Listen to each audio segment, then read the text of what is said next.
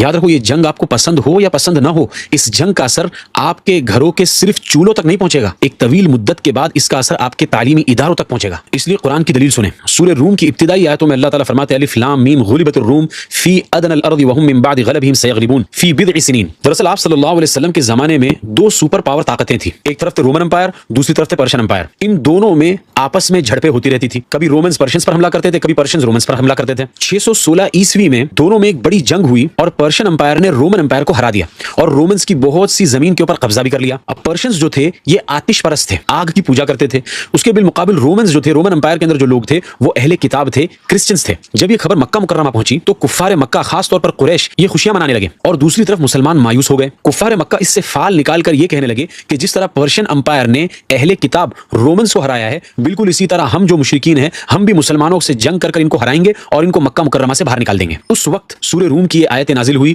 الف لام میم غلبت الروم فی ادنى الارض وهم من بعد غلبهم سيغلبون، کہ ابھی تو رومن امپائر ہار گیا ہے لیکن ابھی کچھ ہی سالوں میں رومنز جو ہے پرشینز کو ہرا دیں گے، فی بضع سنین، کچھ ہی سالوں کی بات ہے، اور رومن امپائر کو وکٹری ملے گی۔ اب آپ غور کریں کہ رومنز کا اسلام سے کیا تعلق ہے؟ وہ تو مسلمان بھی نہیں تھے، وہ تو تثلیث یعنی ٹرینٹی کے عقیدے کے قائل تھے، یعنی پکے مشرک تھے، عیسیٰ علیہ السلام کو خدا کا بیٹا مانتے تھے نعوذ باللہ۔ لیکن رومنز کے ہارنے کی وجہ سے مسلمان غم محسوس کر رہے تھے، صحابہ کی جماعت یہ چاہتی تھی کہ رومنز جیت جائیں، رومنز کے لیے صحابہ کے اندر ہمدردی پائی جا رہی تھی۔ آپ صلی اللہ علیہ وسلم نے صحابہ کو یہ نہیں کہا کہ ایک باطل دوسرے باطل سے ٹکرا رہا ہے تو تم کیوں ان سے ہمدردی جتا رہے ہو، دونوں کو لڑ کر مر جانے دو، جس طرح کی یوسف وابی جیسے جاہل لوگ بات کر رہے ہیں۔ کیوں آپ صلی اللہ علیہ وسلم نے اس طرح نہیں کہا؟ کیونکہ اسلام ایک پریکٹیکل مذہب ہے جو پوری دنیا کے لیے آیا ہے، اس طرح کی جیو پولیٹکس کا اثر پوری دنیا پر پڑتا ہے، اور جب پوری دنیا پر اثر پڑے گا تو مسلمانوں پر اور اسلام پر بھی اس کا اثر پڑے گا۔ اب جب یہ آیت سورہ روم کی نازل ہوئی، امام ترمذی رحمۃ اللہ علیہ نے اس کا شان نزول بیان کیا ہے، میں آپ کو وہ حدیث بتانا چاہتا ہوں، اس کو ذرا غور سے دیکھیے۔ یہ جو یلو کلر کا نشان ہے اس کو دیکھیے کیا لکھا ہے حدیث میں، فکانت فارس یوم نزلت هذه الايه قاهرین للروم، کہ جس دن یہ آیت نازل ہوئی پرشین امپائر نے رومن امپائر کو ہرا دیا تھا۔ اور آگے جو حدیث کا ٹکڑا ہے نا وہ میں بتانا چاہ رہا ہوں، آگے لکھا ہے